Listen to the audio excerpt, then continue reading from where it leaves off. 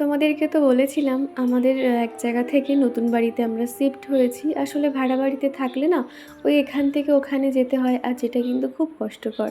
দেখবে একটা সংসার ভাঙতে কিন্তু বেশিক্ষণ সময় লাগে না, কিন্তু সেখানে গিয়ে আবার সেগুলো গুছিয়ে রাখা অনেকটাই কিন্তু পরিশ্রম হয়ে যায়। আর যেখানে আমি আর চিকুর পাপাই সমস্তটা করি, হেল্প করার মতন কেউ নেই, যার জন্য অনেকটা আমাদের পরিশ্রম হয়ে যায়।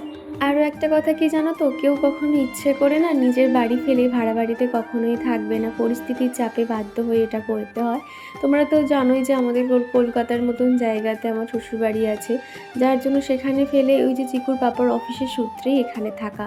তবে এক একটা বাড়িওয়ালাকে দেখেছি তারা এমনভাবে তোমার সঙ্গে ট্রিট করবে না, যেন মনে হবে তোমাকে তারা ফ্রিতে থাকতে দিচ্ছে, তারা যেটা বলবে তোমাকে সেটাই মেনে নিতে হবে, আর তুমি যদি না মানো তাহলে তখন হয়ে যাবে তুমি খুব খারাপ। এছাড়া কিছু মানুষকে দেখেছি তারা না ভাড়া বসিয়ে তাদের থেকে কিভাবে আরও টাকা উসুল করা যায় তাদের মাথায় সেগুলো না ঘুরতে থাকে। আর এই সমস্ত মানুষের বাড়িতে না কেউ 6-7 মাসের বেশি টিকতে পারে না। তবে যারা জানে তারা সেই সব বাড়িতে আর ঢুকবে না, তবে যারা জানে না তারা যদি একবার ঢুকে পড়েছে ফেঁসে যাবে।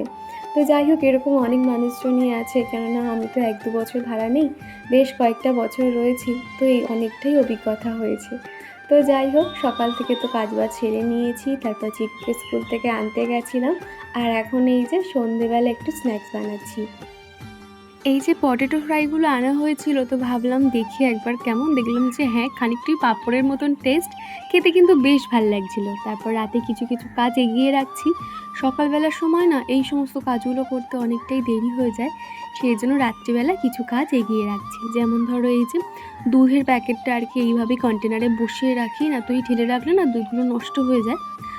আমরা এতদিন আমুলিয়া দুধটা ব্যবহার করেছি, তো এখন ভাবছি এই আমুল স্প্রেটা ব্যবহার করে দেখি এটা কেমন। চিকু যখন স্কুলে ভর্তি হয়নি তখন তো সারাদিন সেই সকাল থেকে রাত অবধি ঘরের কাজকর্ম করতাম, আর তখন মনে হতো যে সময় পাচ্ছি না। তবে এখন এখন এই যে চিকু স্কুলে ভর্তি হয়েছে, স্কুলে দিয়ে আসা নিয়ে আসা সমস্তটাই করতে হয়, তো এখন যেন রিয়েলাইজ করছি যে আগের সময়টা আর কি, তখন অনেকটা সময় ছিল ঘরে থেকে তাও কাজকর্ম করতে পারতাম।